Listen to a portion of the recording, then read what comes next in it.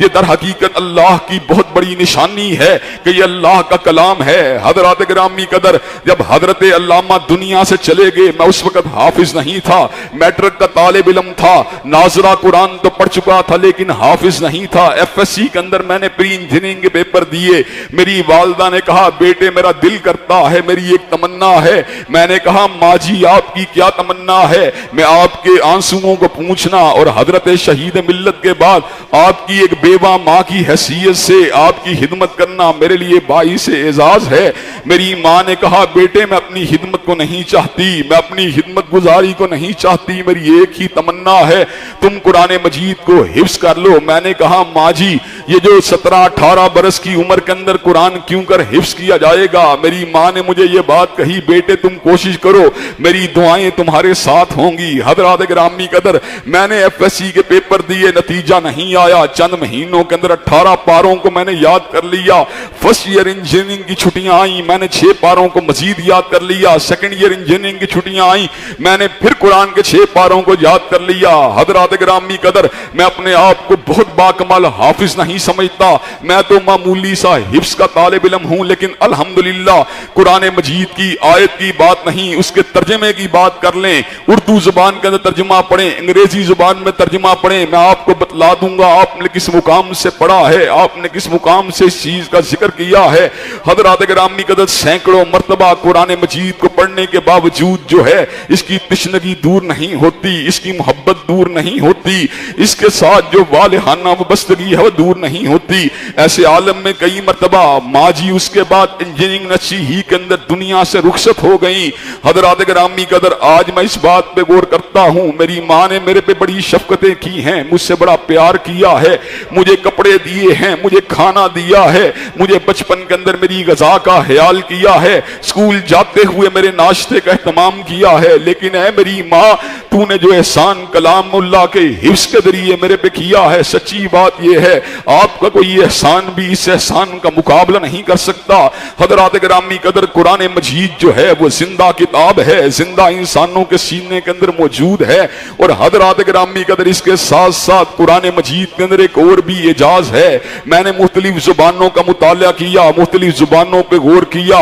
मैंने चौसर की जब शायरी को पढ़ा, मैंने देखा वो अंग्रेजी आज नजर नहीं आती। जब मैंने मिल्टन की अंग्रेजी पे गौर किया, उसमें भी कुछ आज के दौर के साथ कुछ फर्क नजर आता है। जब मैंने मीर दर्द की उर्दू पे गौर किया, आज की उर्दू से फर्क नजर आती है। लेकिन हजरत गिरामी कदर, जिस वक्त मैंने कलामुल्लाह के ऊपर गौर किया, इसके रकूआत पे गौर किया, इसकी आयात पे गौर किया, इसके अल्फाज पे गौर किया, इसके हुरूफ के ऊपर गौर किया, हजरत गिरामी कदर, फिर मुझे ये बात समझ आ गई कि ये तंजीलुम मिन रब्बिल आलमीन है। हजरत गिरामी कदर, ये जो बिलिसानिन अरबिय्यिम मुबीन है, जुबान अरबी को भी कुरान ने जिंदा व तबिंदा कर दिया। हजरत गिरामी कदर, 1400 बरस के दौरान कई जुबानें मिट गई, कई जुबानें नाबूद हो गई, कई जुबानें में तरमीम हो गई, लेकिन कलामुल्लाह की रिफत और उसकी जुबान का आलिम यह है कि आज भी अरबी जुबान का वो लफ्ज जो कुरान मजीद के अंदर इस्तेमाल होता है, आज भी जिंदा अरबी का हिस्सा है। इसका मतलब यह है फकत कलामुल्लाह महफूज नहीं, बल्कि अल्लाह तबारक व तआला ने कलामुल्लाह की बरकत से अरबी को भी जिंदा व तबिंदा कर दिया।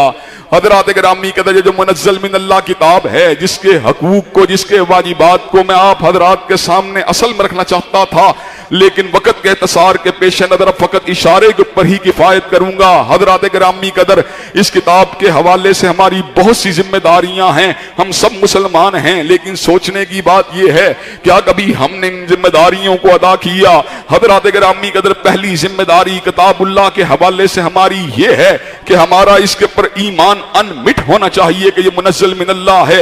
हजरत गिरामी कदर, इस ईमान की, फकत ईमान की बरकत से नतीजा पता क्या निकलेगा? वल्लज़ीना आमनू व अमिलुस सालिहात व आमनू बिमा नुज़्ज़िला अला मुहम्मद व हुवल हक़्क़ु मिर रब्बिहिम कफ़्फ़र अन्हुम सय्यिआतिहिम व अस्लहा बालहुम। अल्लाह तबारक व तआला फकत किताबुल्लाह के ऊपर ईमान की वजह से आपकी खताओं को मुआफ कर देगा, आपके मामलात को संवार देगा।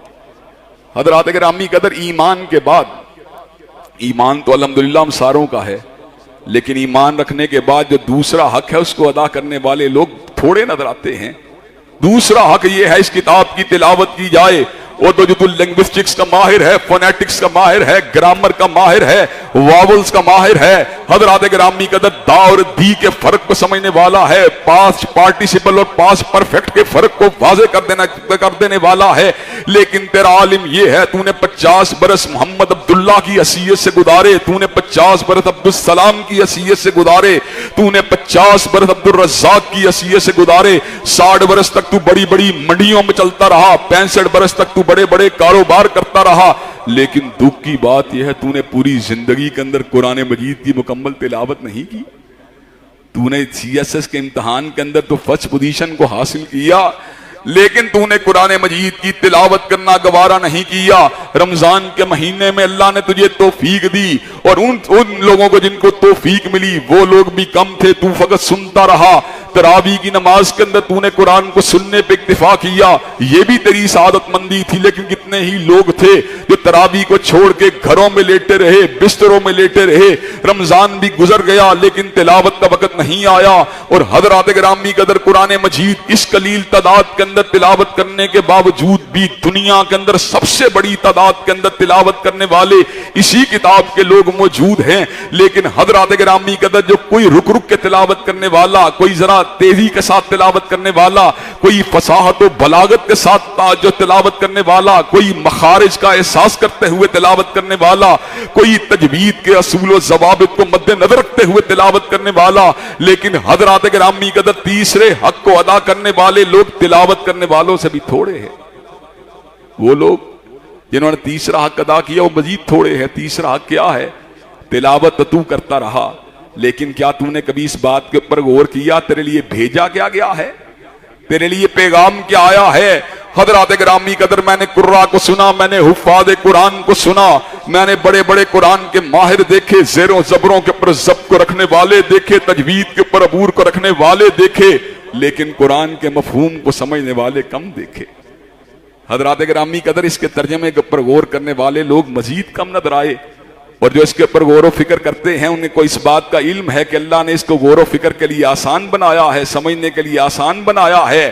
हज़रात गिरामी कदर लेकिन दुख की बात यह है कि तू अपने भाई के लेटर को तो बड़ी तवज्जो से पढ़ता है, अपने बाप के हक को तो बड़ी तवज्जो से पढ़ता है, किसी लीडर के हक को तो बड़ी तवज्जो से पढ़ता है, लेकिन शहंशाह कायनात के मरासले को, शहंशाह कायनात की किताब को, अला कुल्ली शैइन कदीर के पैगाम को तूने कभी इसके ऊपर गौर करना गवारा नहीं किया, तूने कभी इसके ऊपर तदब्बुर करना गवारा नहीं किया। अफला यतदब्बरून अल कुरान अम अला कुलूबिन अक़फ़ालुहा, ये कुरान पे तदब्बुर क्यों नहीं करते? क्या इनके दिल के ऊपर ताले लगे हुए हैं?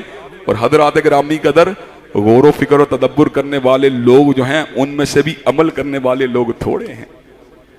हजरात गिरामी कदर गौर फिक्र करने वाले लोग तो मिल जाएंगे, लेकिन वो वजूद कहां से मिलेंगे जिन्होंने कुरान को अलहम्द से लेकर नास तक अपने वजूद पे तारी कर दिया।